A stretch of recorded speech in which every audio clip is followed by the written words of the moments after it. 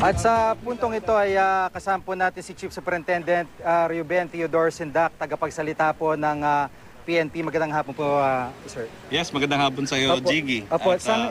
Sa ngayon po, kumusta na po si Senador Bong doon sa loob? Kanina po yung mga reports, natake siya ng migraine at naramdaman niya agad yung init ng kwarto. Ano po ang sitwasyon po? Well, may magandang impormasyon pa at pinapacheck ko ngayon, Jiggy. Ang mahalaga po ay si Senator Bong Revilla ay dumaan na po sa kumpletong proseso, sa booking process in a very respectable, fair and but firm manner. At nabuo na po itong proseso na to. Wala namang untoward na nangyari and very cooperative naman po siya. Bilang katunayan po, meron na po kaming photos na ilalabas ngayon. Kauna-unahan po yan? Opo. Kauna-unahan litrato po?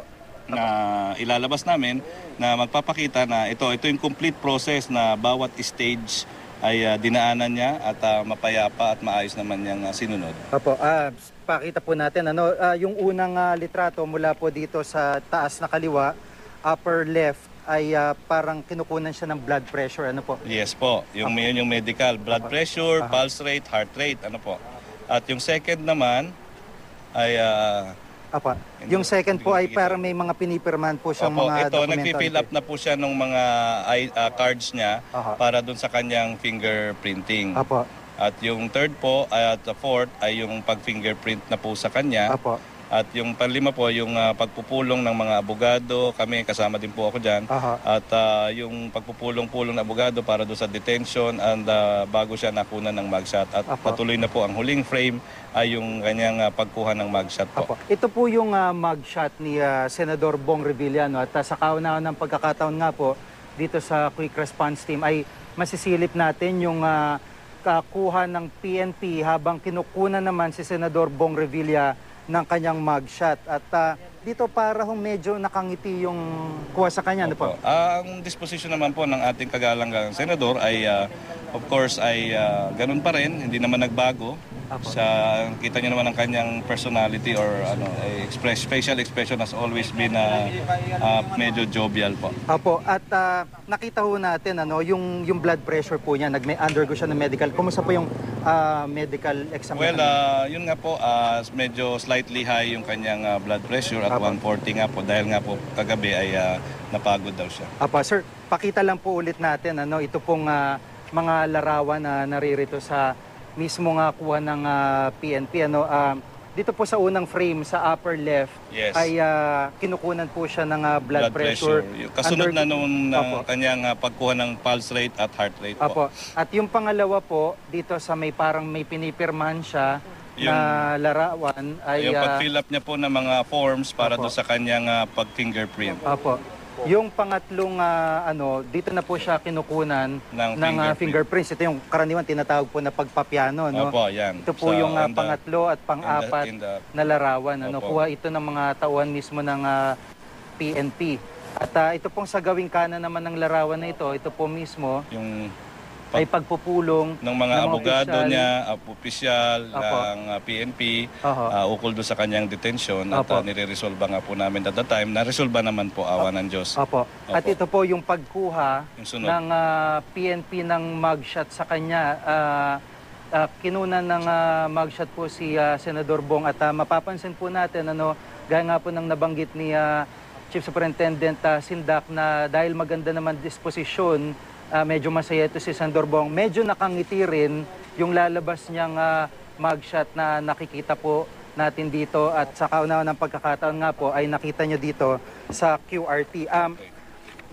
Ang dami pong komento, particular to si Attorney Joel Bodigon, na na-appreciate nila kahit hanggang 3 p.m. lang custodial center ng pagdalaw, naging maluwag po kayo. Bakit po ganun? Naging humane naman po kami at this point. And after this, of course, while we are strict, andun naman po yung pagiging makatao din naman po namin.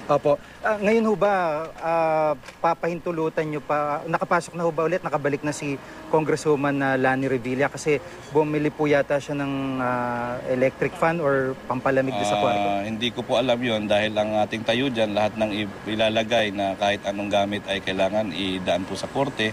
Kung yung gamot naman ay pwede naman po. Opo, opo. So i-update ko muna sarili ko dun sa impormasyong ibinigay nyo dahil inuna ko nga po itong mailabas tong photos na matagal nyo nang hinihingi. Opo, at definitely sa tingin niyo ho ba dito rin yung ibang mga senador, Senador Janggoy at Enrile kung i-commit po maaring Maaring depende pero po. depende po sa siyempre depende po sa kautusan ng Sandigan Bayan yan po. At Opo, opo. kami susunod lang po kami sa utos ng korte. Opo, meron ho ba na parang pagtaas ng alert ng security dito sa Krame dahil po sa pangyaring ito? Within the custodial center meron lang.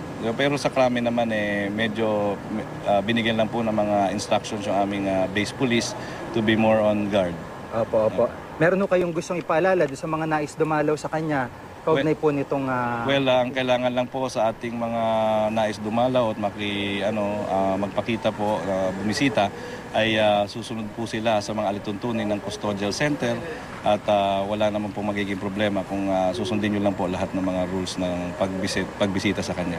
Opo, maraming salamat po sir. Maraming Bago salamat. po ako magpaalam sa inyo, papakita ulit namin to na larawan nakuha po ng PNP at sa kauna-unang pagkakataon nga po ay masisilip nyo yung mga pinagdaanan ni Senador Bong Revilla habang prenoseso dito sa PNP multipurpose hall kanina. Pakita lang ho natin itong unang frame sa upper right hand corner ko po ay ito po yung mismong pagkuha ng blood pressure sa kanya. Dito po siya dumaan sa pagkuha ng blood pressure sa medical examination upang matiyak na nasa maayos sa kalusugan si Senador bago i-turn over po, bago kunin ng mga miyembro ng PNP. At pagkakalam po natin 140/90 naging blood pressure po niya kanina. At pagkatapos po noon, yung sumunod na frame ay pumirma na siya ng mga dokumento. Yung pangatlo po ay kinuna na po siya ng fingerprint, yung dalawang magkasunod na litrato. At yung sumunod po dito ay mismong pagpupulong ng kanyang mga abogado at mga opisyal po ng PNP. Samantalang yung pinakahuli pong litrato dito na nakikita nyo, ito po yun, ay yung pagkuha ng mugshot sa kanya ng tauhan ng PNP. At makikita nga ho natin na medyo nakangiti itong si Senador Bong Revilla. Samantala